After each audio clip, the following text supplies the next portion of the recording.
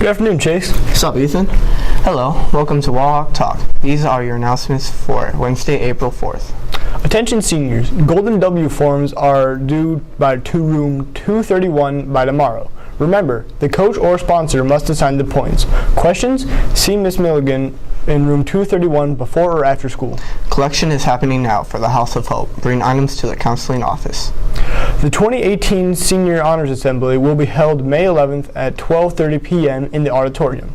Seniors, if you have been awarded a scholarship you plan to accept, email Mrs. Wass by May 1st to have it included in the reported senior scholarships handout. You are encouraged to dress nicely for the assembly, but are expected to be in dress code. Seniors Hawkeye Community College is having a dance team tryouts for next school year on Saturday, April 21st at 10 a.m. The team is both open to males and females. Sign up at redtailathletics.com. Sports tab, dance page. See you next time. Have a great day and be West.